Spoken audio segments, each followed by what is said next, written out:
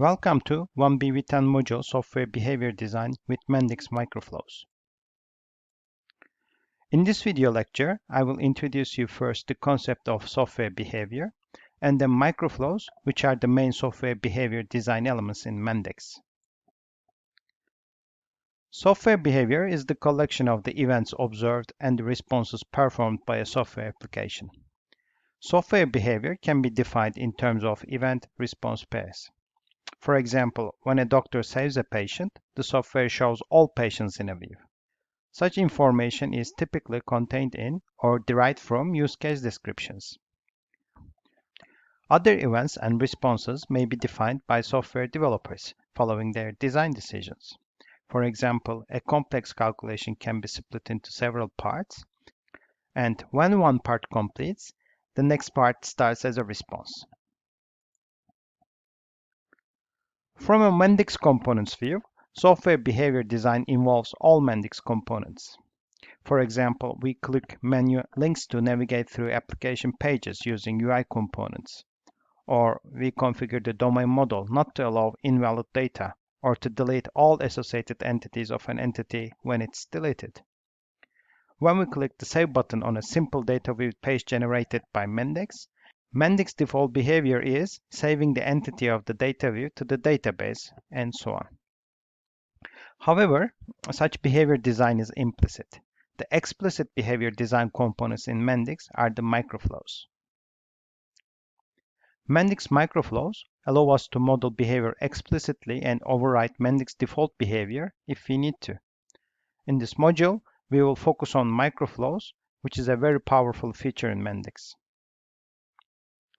Simply put, a microflow is an executable model of the application behavior. A microflow performs tasks which are meaningful to the application users or designers, but hides the task details inside the models. Microflows are designed as visual models using a notation which is very similar to BPMN. How do you design a microflow?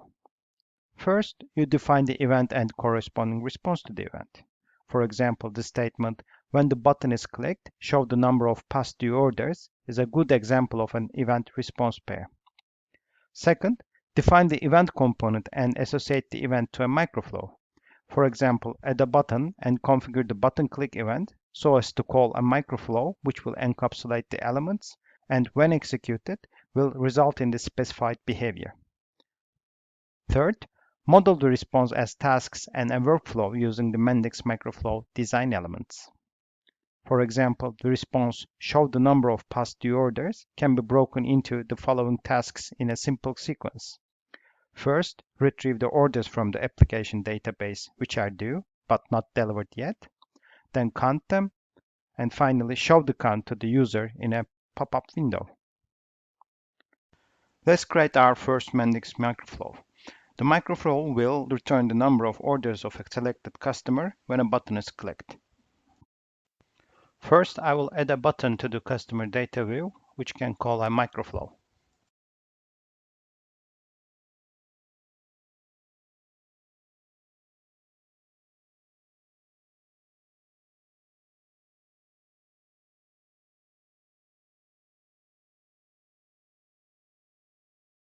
This button needs you to select a microflow or create a new one to call.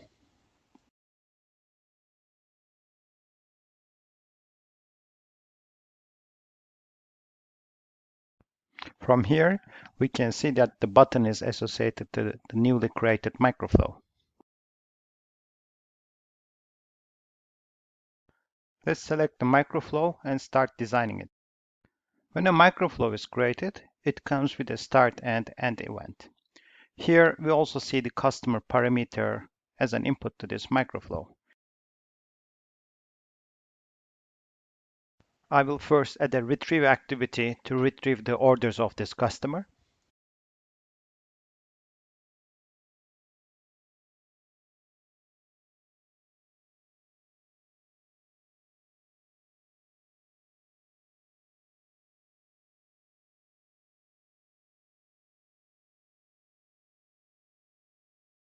I will add an aggregate activity to count the number of the orders of the customer, which returned as a list from the retrieve activity.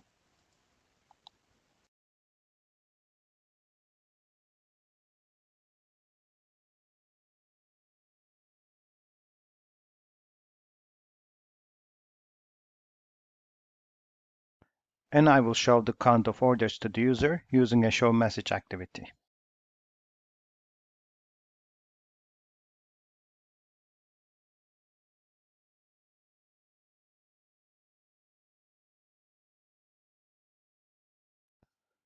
As you might have noticed, every activity we added here have different options to configure. Do not worry about such details for now. We will learn more about them in a few minutes.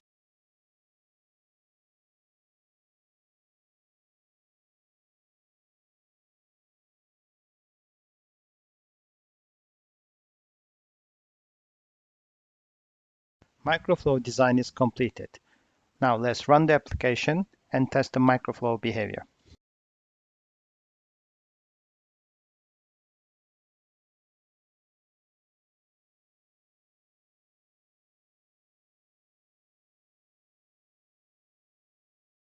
I will select the customer and click Count Orders button to see how many orders the microflow will return.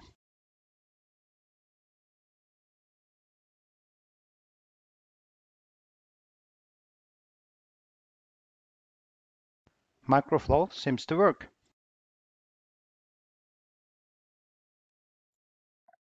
Mendix provides many visual elements for microflow design. In the next slides, I will focus on 4 types of visual elements, which are start and end events, actions, parameters, and control components.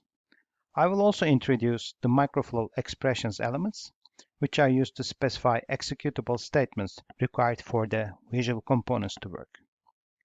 You can see the complete and up-to-date list of microflow model design and expression elements on Mendix reference documentation page, together with their precise specifications.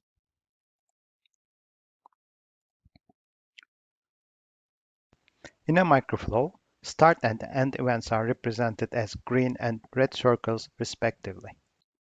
Start event is the starting point of the microflow. Each microflow has exactly one starting event. End events are the endpoints for the microflow. A microflow stops when an endpoint is reached. There can be as many endpoints as the number of different outcomes. They can return values of a pre-specified type. If there are multiple endpoints and they return values, the values they return must be of the same type. Novice designers typically ignore this rule, so be aware. How can start events be triggered? In Mendix, many events can be associated to microflows via configuration. For example, many events are fired when UI components such as action buttons or widgets are activated, and these events can be configured as triggers for microflows. In the table, we see a long list of events that can be configured on UI elements to trigger a microflow. Other events can be events that are fired before or after objects are created, committed, deleted, or rolled back, which are altogether called object events, or when a microflow calls another microflow, or when time-scheduled events occur, and so on. Activities are the most important and the basic elements of a microflow. You can imagine activities as minions, each having a unique capability for a certain task, however, without the knowledge of other minions. It is the designer's task to select and combine these minions together in a particular workflow and for a specific objective. In Mendix, the activities are grouped into categories. For example, object activities include activities to create, retrieve, delete, or change objects. Client activities are used for exchanging data and messages with the users or changing the view the users see, such as showing messages to the user or closing a page. List activities are used for creating lists and running operations on entities in a list. Variable activities are used for creating and changing variables, mostly to support internal calculations and to store values to return when the microflow completes. You can use action call activities, for example, to call a microflow in a microflow. While designing your microflows, you need to precisely know how each activity works and what configuration options are available, and which one is selected when. For the complete list of actions and their detailed specifications, use Mendix reference guide. A parameter is a variable with a name and type, and that provides an input object for the microflow. The value of the parameter is assigned at the location from where the microflow is triggered. For the example here, a data widget passes a selected customer item as a parameter. End events can pass parameters as outputs to the calling microflows, data widgets, or other Mendix components. Control components are used for microflow control flow design. A decision is used for directing the flow of execution based on the results of checking a condition. To check the conditions, you can use either a microflow expression or a rule, which is yet another microflow for complex condition check. The condition check results in either a Boolean or an enumeration value. The branches are exclusive, such that always one branch will be followed after the check for the decision condition. A merge is used for directing different flow sequences to a single sequence. A loop is used to iterate over a list of objects and is visualized as a frame. The flow inside the loop is executed for each object of the list in turn. The loop iterator represents the current object in the loop. Microflow expressions are executable statements which combines logical elements and data. Microflow expressions always return a result when executed. They look very much like mathematical formulas that combine numbers, operators, and functions, and that evaluate to a value when its parameters are given. The example microflow expression here is used to check whether for a bike, the planned delivery is due or not. Depending on the values, it will return true or false. Microflow expression is a combination of several elements that include variables, operators, functions, special keywords, and tokens. Operators are simple and familiar symbols or logical keywords used for mathematical or logical manipulations. Functions are built-in Mendix utility functions. Mendix special keywords are used for writing conditional expressions or special checks, for example, if-then-else keyword for defining expression parts to execute based on conditions. Variables and tokens need some detailed explanation. In Mendix, variable is a named reference to an object in the context of a microflow. Variables are explicitly defined with their types, which can be a simple type like integer or string or boolean, or an entity type like order, or a list of objects of an entity type like a list of orders. In a microflow expression, the object of the variable is called by placing $ symbol before the variable's name. For example, here we have a variable myCustomer in a simple microflow expression. The object of myCustomer variable is called by placing a $ before the variable name. Which customer object to return depends on the customer object assigned to this variable at the expression execution time. Note that expat style paths can be used to refer to the attributes and associations of the variables that point to a domain entity. Here, myCustomer points to a customer domain entity, and the expression will return the name of the customer when it's executed. Tokens are special system variables that relate to system time and current application user the microflow executes for. Token variable names are wrapped by percentage symbols and brackets. When editing your expressions, you can see the list of tokens by pressing Ctrl space. In the example expression here, the current datetime token is used to refer to system time, and its value is compared to delivery date of a bike order entity, which is a datetime attribute. The expression will return true or false depending on the pointed bike order object. Decision components are typical examples for illustrating the use of microflow expressions. Here, the expression checks whether the client income is greater than a certain value. The results can be true or false depending on the client object in the microflow instance. Let's see other microflow expression examples. The example in the first row is a simple one that includes data and a single sum operator. It will evaluate to 3 when executed. Second example checks two conditions for client incomes combined by OR keyword and returns true if at least one of the conditions hold true. The third expression checks whether the variable order has an associated customer entity using special keyword empty. If the association does not have an entity, then it will return an empty object and the expression will return true. Fourth example will concatenate the values of the variables name and address and return a single string in a line. Final example illustrates a combination of multiplication operator with a variable in a microflow expression. A typical place to use string functions in an expression is when you show the user a message using showMessage action. In the showMessage template, you add placeholders for the parameters to add to the message text, and for each placeholder, you need to specify a text value. In the expression example here, we return the income value for a client and convert it to a string value. Let's put all these microflow design concepts together and apply them in microflow designs for our order management toy project. First, we will create two microflows that will replace the default product grade behavior. We will design a third microflow, which will be used for applying a 10% discount on the pre-orders of a customer, which are the orders of the customer with a future order date. Let's start by adding a new custom button that will trigger a microflow to create and pass an empty product to the product new added page.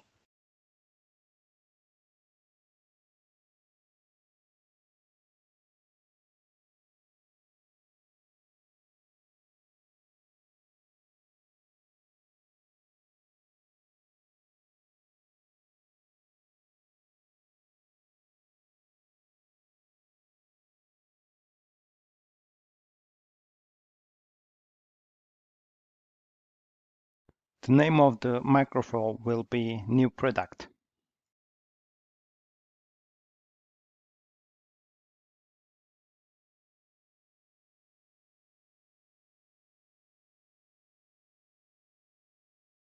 Let's open the microflow.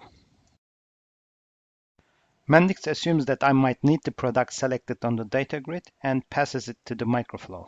I don't need it for this microflow.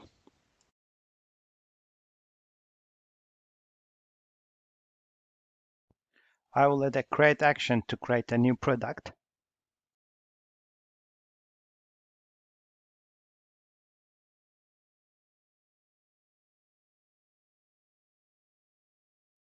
I don't want to store the product in the database. I only want to show it in the data view.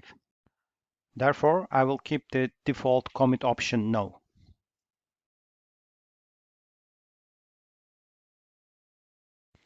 Next, I will show the new added product page and pass the new product object to the product's data view in the page. Remember that when the data view data source option is context, it will allow passing objects from microflows.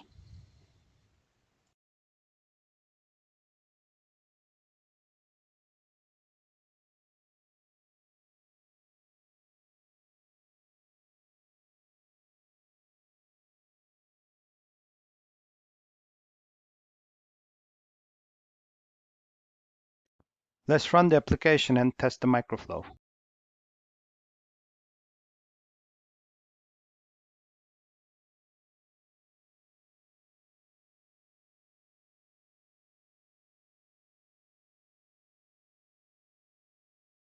Microflow works. We see a data view with an empty product. Now we will add a microflow that will save the product.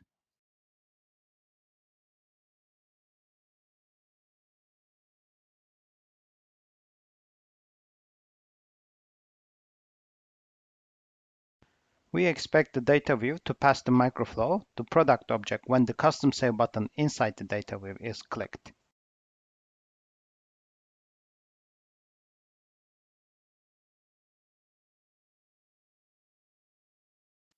We will add a commit object activity to save the product to the database.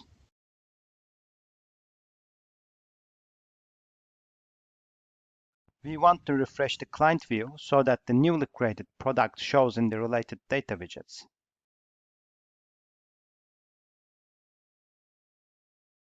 And we will close the page this microflow was called in.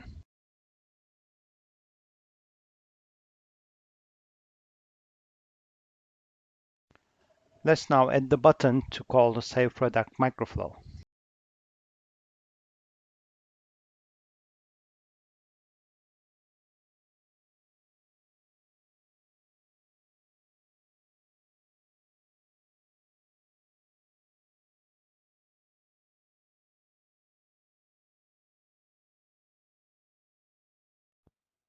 And let's test the microflow.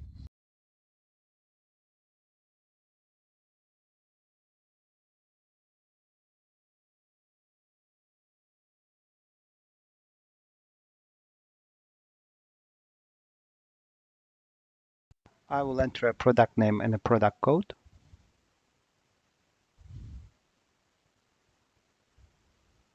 And click Save Product. It works. Now I will add the product discount microflow.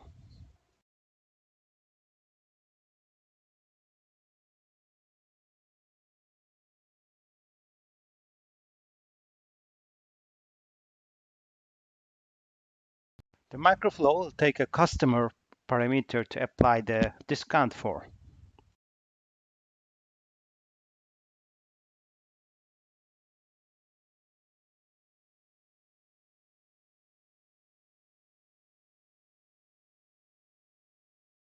And retrieve all the orders associated to this customer and have a future due date.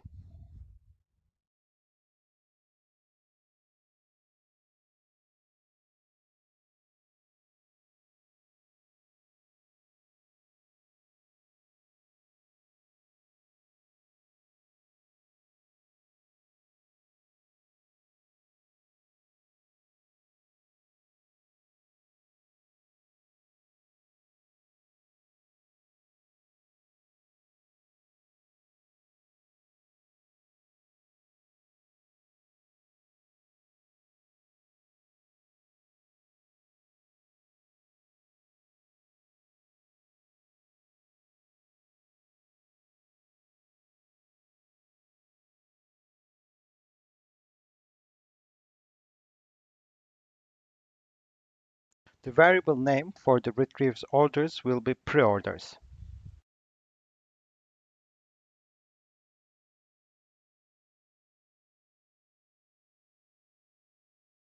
I will count the number of orders in the pre-orders list using aggregate list activity.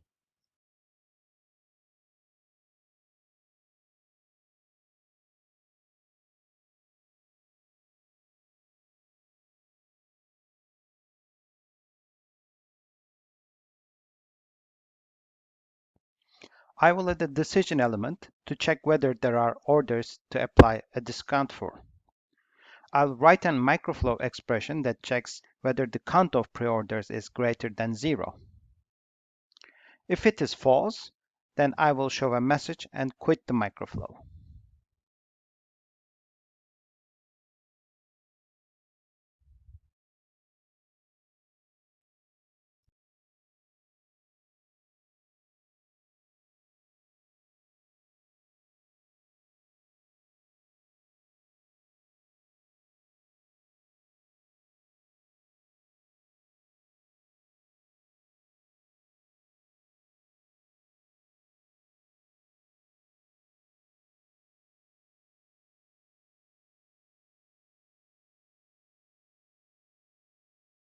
If the decision evaluates to true, then I will loop through all the pre-orders and decrease the order total attribute value of each pre-order by 10% using another microflow expression in a change object activity.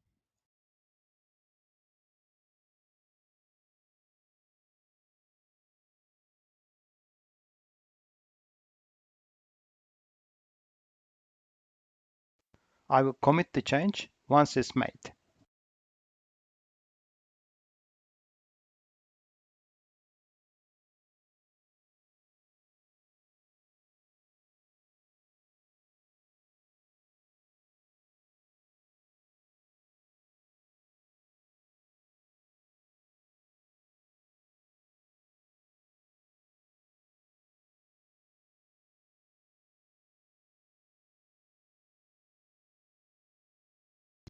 I will also show to the user that the discounts were applied.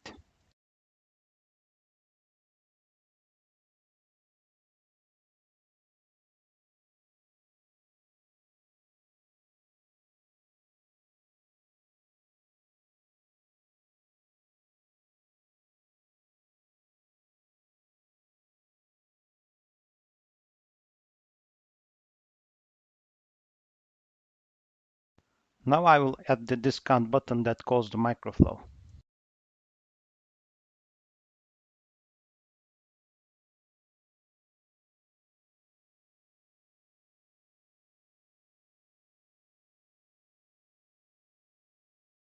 Let's run the application and test the microflow.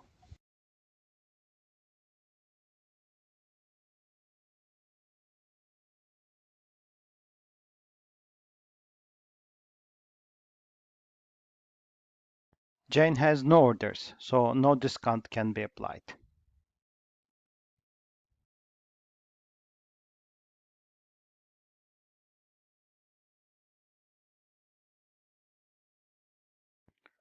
Let's create a pre-order for Jane and apply a discount. I enter 200 as order total.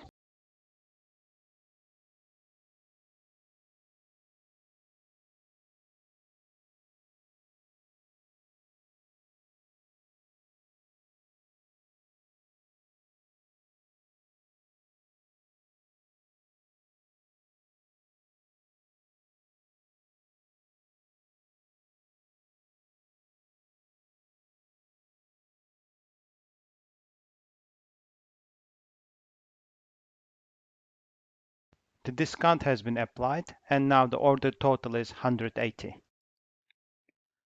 In this module, we first conceptualized software behavior in terms of events and responses, and then we discussed how Mendix components relate to application behavior design. After that, Mendix microflow were introduced as the core and explicit behavior design models.